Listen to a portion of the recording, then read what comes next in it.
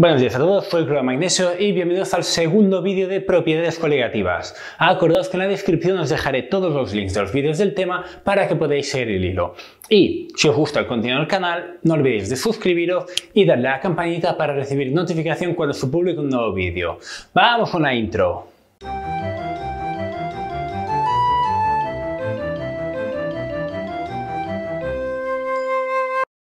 Bien, en este segundo vídeo de propiedades coligativas vamos a ver la segunda propiedad coligativa, que es el descenso crioscópico. El descenso crioscópico viene a ser lo contrario del aumento boyoscópico, ¿de acuerdo? Así como vimos que cuando teníamos las propiedades coligativas consistían en que cuando nosotros comparábamos una disolución con un disolvente, teníamos que es más estable la disolución. ¿Vale? Entonces, ¿qué significa esto? Que la disolución, que el medio es líquido, ¿vale? El disolvente es líquido. Si comparamos agua con una disolución de agua con sal, vemos que el agua con sal es más estable, con lo cual se favorece la fase líquida. Lo que vimos en el aumento boyoscópico es que la temperatura de ebullición del agua con sal es más alta que la del agua pura, ¿vale? En el descenso crioscópico tenemos precisamente lo contrario, que la temperatura de fusión del agua, o sea, la congelación, es inferior, es más baja que la temperatura de fusión de la disolución, es más baja que la temperatura de fusión del agua pura, ¿vale? Entonces, ¿esto por qué se debe?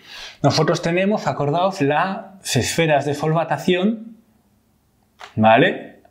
Que tenemos, por ejemplo, los iones cloruro negativos rodeados de moléculas de agua y los positivos también rodeados de moléculas de agua en función de la polaridad correcta de la molécula, ¿vale?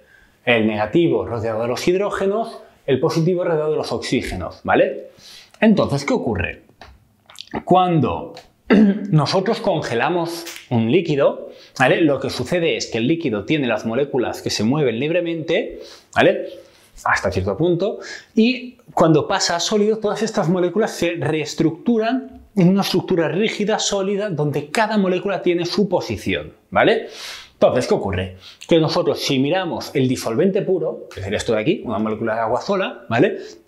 Tenemos que las moléculas no tienen ningún problema en colocarse en la estructura que toca, ¿vale? En cambio, nosotros si comparamos con una disolución, nosotros tenemos que estas moléculas de aquí, si están tan unidas a los iones de la sal, es porque esto es precisamente más estable que estar libres. Con lo cual, estas moléculas les va a costar más salirse de esta posición para colocarse en la posición de la estructura correcta, ¿vale? Entonces, ¿qué significa eso? Pues que se va a necesitar aún más frío para que estas moléculas de aquí pasen a fase sólida, ¿vale? Con lo cual, la temperatura de fusión es inferior, ¿vale? Entonces, ¿dónde se ve el descenso crioscópico? En casos reales, por ejemplo, cuando hay nevadas, se suele echar sal a la nieve para que funda más fácilmente. ¿Por qué? Precisamente por eso. Teníamos la nieve, que es agua sólida, ¿vale? Que fundiría a 0 grados, y se le echa sal de forma que igual se le baja la temperatura de fusión 2 o 3 o incluso 5 grados, con lo cual en vez de fundir a 0 grados funde a menos 5. Claro, esta diferencia de 5 grados es bastante grande y permite que esa nieve funda mucho antes, con lo cual es agua y ya está, más sencillo, ¿vale? Luego, otro ejemplo es el agua de mar. El agua de mar muchas veces está a temperaturas de por debajo de los 0 grados. ¿Por qué? Porque el mar tiene una alta concentración de diferentes sales, ¿vale? Bien, entonces, ahora, un caso práctico de las propiedades coligativas es que nosotros cogemos, fijaos, la disolución del ejercicio anterior, ¿vale? Cloruro de sodio 1 molar, ¿vale? Y queremos calcular la temperatura de fusión que tendrá esa disolución, ¿vale? Entonces, nosotros tenemos que la variación de la temperatura de fusión es igual a menos molaridad por constante crioscópica, ¿vale? Que nos la dan aquí, ¿vale? Entonces, ¿por qué este negativo? Pues precisamente porque la temperatura de fusión disminuye. la nueva temperatura de fusión será más baja que la antigua temperatura de fusión, ¿vale?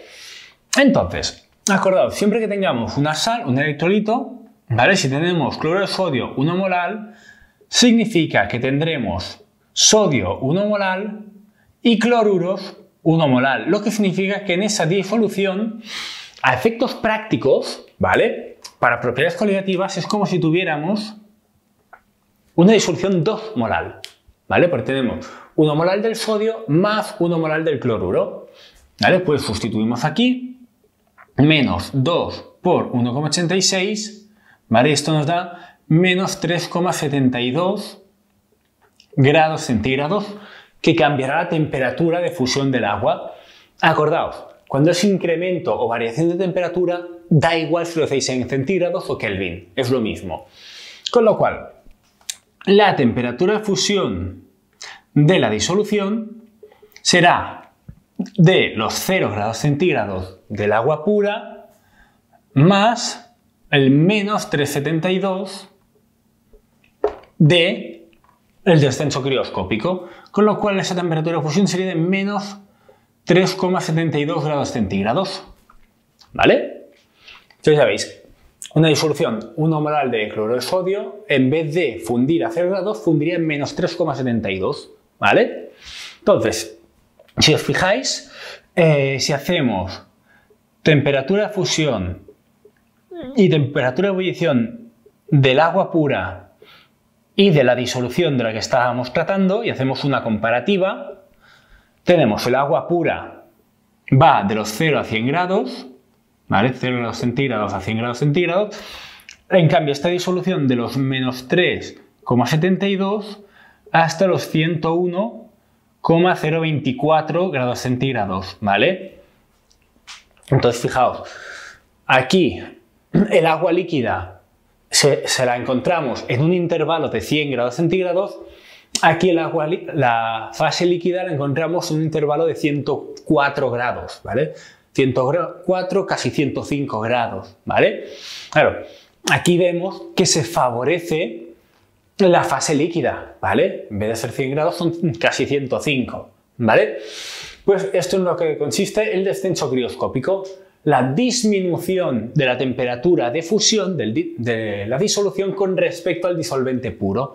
Y por eso este negativo de aquí, porque disminuye, ¿vale?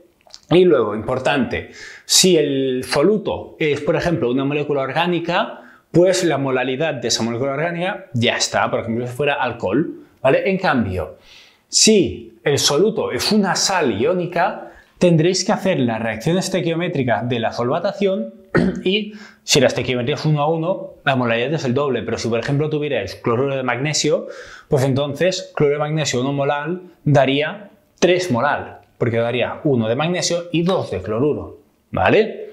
Pues bien, esto es todo por el vídeo de por hoy. Espero que os haya gustado y si es así, suscribiros y dadme un like. Muchas gracias.